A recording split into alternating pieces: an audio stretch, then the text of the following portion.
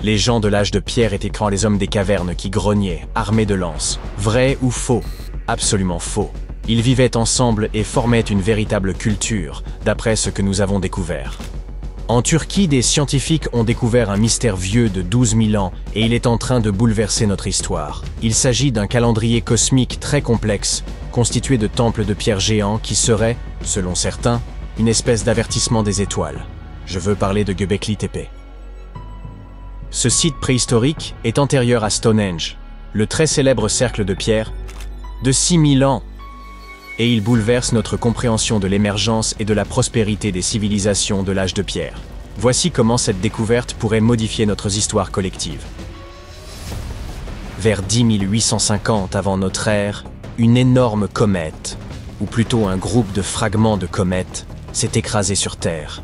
Le ciel s'est assombri, la température a chuté, les gros animaux ont disparu, et cela a déclenché une mini-période glaciaire qui a duré plus de 1200 ans. Ce qui est maintenant un site portant le nom de Göbekli Tepe était autrefois le foyer d'un groupe d'humains ayant survécu à cet événement catastrophique. Après le désastre, ils ont commencé à prêter une très grande attention au ciel au-dessus d'eux.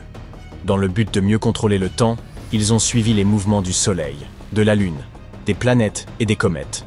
Cela les a ensuite conduits à construire un énorme calendrier lunisolaire, le premier au monde.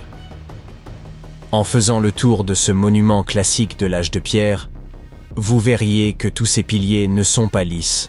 Certains d'entre eux ont des gravures, comme celui-ci, le principal, qui porte un tas de V dessus. Il y a 365 V, et les scientifiques pensent qu'ils représentent les jours de l'année solaire. L'un d'eux, un V suspendu au cou d'un oiseau, est censé marquer une éclipse solaire. D'autres piliers présentent des animaux dangereux, des renards, des lions, des scorpions, des vautours, qui se tordent et rampent sur les côtés. Contrairement aux sculptures typiques de l'âge de pierre, celles-ci ne représentent pas des animaux comestibles, comme des cerfs ou des moutons. Selon une théorie, ces dessins étaient symboliques. Certains archéologues pensent qu'ils reflètent les peurs et le chaos qui pesaient sur l'esprit des habitants. Une sorte de tentative pour donner collectivement un sens à un monde terrifiant et imprévisible. L'archéologue Daniel Storder a mis en évidence les vautours, affirmant qu'ils représentent les personnes décédées. Dans certaines cultures anciennes, on croyait que les vautours transportaient les âmes des défunts vers l'au-delà. Elle a relevé des symboles similaires sur d'autres sites anciens de la région. Pour comprendre de quelle manière tout cela est significatif, nous devons plonger plus profondément dans notre enquête sur la fonction réelle de ce site. Göbekli Tepe a été découvert en 1994 par l'archéologue allemand Klaus Schmidt, lorsqu'il a réalisé que cette colline du sud-est de la Turquie n'était pas un simple tumulus néolithique parmi d'autres. Juste au-dessous, son équipe a découvert d'énormes cercles de pierre, soutenus par des piliers pesant jusqu'à 20 tonnes. La datation par radiocarbone fait remonter la construction de ce site à environ 12 000 ans, ce qui en fait la plus ancienne structure cérémonielle jamais découverte. Pensez-y, elle précède les pyramides égyptiennes de plus de 7 000 ans. Cette découverte a fasciné le monde archéologique. À la fin de l'ère glaciaire, les humains étaient censés être des nomades, se nourrissant de plantes et d'animaux sauvages. Ils n'étaient pas censés construire des complexes sacrés, ni développer un art symbolique, et encore moins donner naissance à ce que nous appelons une civilisation. Nous pensons généralement que la civilisation commence avec l'agriculture, puis avec les villages, et ensuite les récoltes. Mais ce site suggère quelque chose de plus surprenant. Les premiers humains se seraient réunis non pas pour cultiver, mais pour vénérer. Schmidt n'a trouvé aucun signe de maison, de foyer, de colonie permanente. Il n'a trouvé que des objets rituels utilisés lors de cérémonies. Cela a conduit les chercheurs à se dire que la pratique spirituelle et communautaire a précédé l'agriculture. Pour construire quelque chose d'aussi grand, il fallait que des centaines de personnes travaillent de concert. Et pour cela, il fallait de la nourriture, une organisation, une structure sociale. En d'autres termes, d'abord, il y a eu le temple, ensuite le village, puis la ferme. Mais Göbekli Tepe ne suscite pas seulement ces débats par son ancienneté. La vraie raison, c'est qu'il est trop en avance sur son époque. Et c'est là que commencent à émerger les théories les plus controversées. Certains chercheurs pensent que les bâtisseurs de Göbekli Tepe n'étaient pas simplement des chasseurs-cueilleurs primitifs qui expérimentaient avec des outils en pierre. Il se peut qu'ils aient été les héritiers d'un savoir ancien, vestige d'une civilisation ayant prospéré avant la fin de la dernière période glaciaire. Cette idée est liée à l'hypothèse de l'impact cosmique du Dryas récent, une théorie selon laquelle une comète aurait frappé la Terre il y a environ 10 850 ans, provoquant un changement climatique soudain et catastrophique. Selon ce point de vue, les survivants de cet événement auraient retransmis leurs connaissances à travers le symbolisme, l'architecture et la tradition orale. Et Göbekli Tepe pourrait être l'une des premières tentatives pour préserver cette mémoire. Si cela est vrai, alors les gravures sur le site, en particulier les symboles d'animaux sur les piliers, ne sont pas seulement décoratifs. Il pourrait s'agir d'un code astronomique, une manière de suivre les constellations et les événements célestes. Mais un pilier pourrait détenir le plus grand secret de tous. On l'appelle la pierre du vautour. Et il fascine les archéologues. Vous y trouverez une étrange combinaison de figures. Un homme sans tête, des oiseaux et un scorpion. Pour un œil non averti, cela pourrait sembler manquer de sens. Mais certains chercheurs croient que ce sont des représentations anciennes de constellations, comme celle du scorpion, et que l'homme sans tête symbolise un événement d'extinction massive.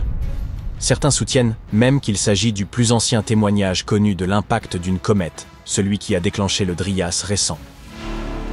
Et si vous vous demandez de quelle ancienne civilisation perdue il s'agit, sachez qu'elle porte le nom d'Atlantide, ou de manière plus neutre, civilisation X.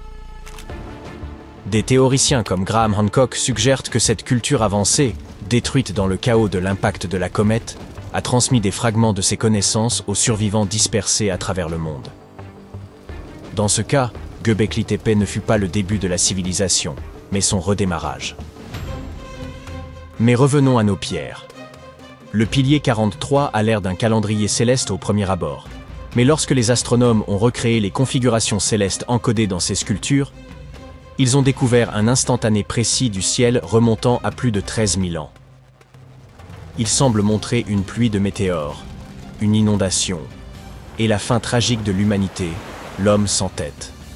Le serpent qui s'élève du sol pourrait même symboliser des vagues de marée ou une destruction venant des profondeurs. Mais l'histoire ne s'arrête pas là. Le pilier 56 semble représenter le même désastre, la terreur du ciel. Vous voyez des animaux qui fuient, des vagues, du feu tombant du ciel. Un tableau tout à fait saisissant d'une pluie de météores. Mais ce n'est pas tout. Alors que les piliers 43 et 56 semblent représenter les souvenirs d'une catastrophe passée, le pilier 18 pourrait, lui, être une prédiction. Cette pierre se concentre sur la constellation du Verseau. Si cela vous semble familier, c'est peut-être à cause de l'expression « l'ère du Verseau », qui est l'ère dans laquelle nous vivons actuellement. Certains passionnés vont jusqu'à penser qu'il s'agit d'un avertissement pour nous. Il indiquerait qu'une pluie de météorites similaires viendra frapper la Terre. Et donc vous, moi, nous tous. Voilà qui donne la chair de poule.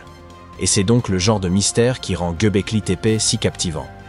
Aujourd'hui, les archéologues savent que ce site faisait partie d'un complexe sacré bien plus vaste qui porte le nom de Taş Tepeler.